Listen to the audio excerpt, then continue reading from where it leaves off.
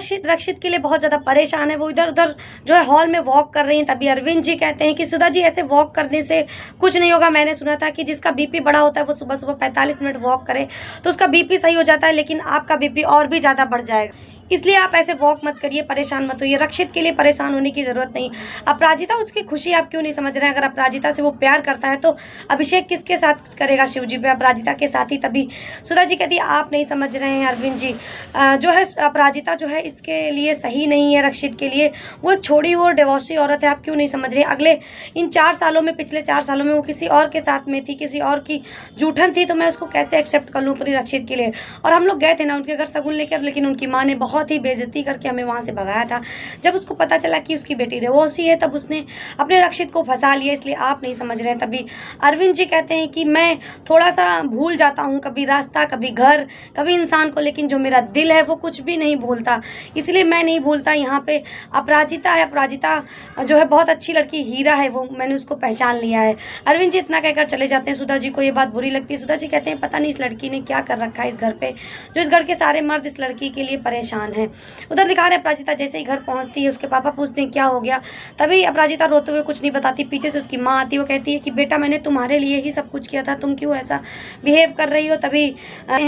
तभी अप्पू के पापा कहते हैं कि क्या हो गया मालती जी, कुछ समझ में नहीं आ रहा है। तभी मालती जी कहती हैं कि आपको तो सब पता था ना। तभी अपराजिता कहती पापा आपको भी सब पता था, आप भी मिले हुए थे, क्या मैं इस घर पे बोझ हूँ? आप लोग क्यों नहीं समझ रहे? मैं किसी भी आदमी का साथ नहीं चाहती।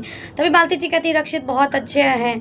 तभी अपराजिता कहती मुझे पता है रक्षित बहुत अच्छे हैं, मुझसे प्यार भी बहुत करते हैं, लेकिन मैं नहीं करती उनसे प्यार, इसलिए मुझे कोई ज़बरदस्ती नहीं है। कि क्या ज़बरदस्ती है जो आप उसके गले मुझे बांध देंगी, इसलिए मैं नहीं चाहती कि कोई भी सीन क्रिएट हो। उधर दिखा रहे हैं कि आरू जो है विवान की गाड़ी में बैठी हुई है और विवान कह रहा है आराध्या से अपने पास आने के लिए। तभी आराध्या कहती है सभी यहाँ पे मेरे मोहल्ले वाले हैं और वो देख लेंगे।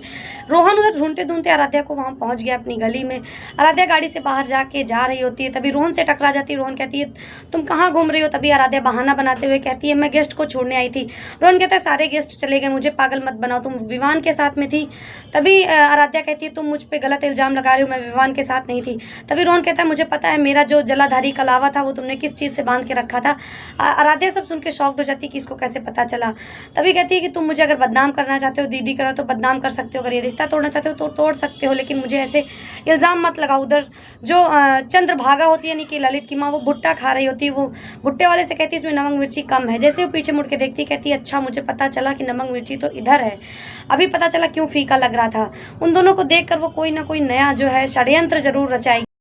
तभी विवान के पास में जो है रक्षित का फ़ोन आ जाता है। विवान को बुलाते हैं, रक्षित गाड़ी लेकर विवान चले जाते हैं। जैसे ही गाड़ी में बैठते हैं वो बहुत ज़्यादा उदास होते हैं। तभी जो है विवान कहता है कि भैया आपको क्या हुआ, जब आप माते के घर गए थे तो आप इतने खुश थे, अब क्या हो गया? तभी रक्षित कहता है तुम अपराजिता को माते क्यों कहते हो? तभी विवान कहता है साक्षात देवी के दर्शन हो गए थे जब उनको पहली बार देखा था, इसलिए इतनी पॉजिटिव उनके अंदर पॉजिटिवता है कि मुझे उनकी तरफ आकर्षित होना पड़ा, और उनके जो गुण हैं वो बहुत ज़्यादा अच्छे हैं साक्षात देवी की तरह, इसलिए मैं उनसे इतना ज़्यादा इम्प्रेस रहता हूँ।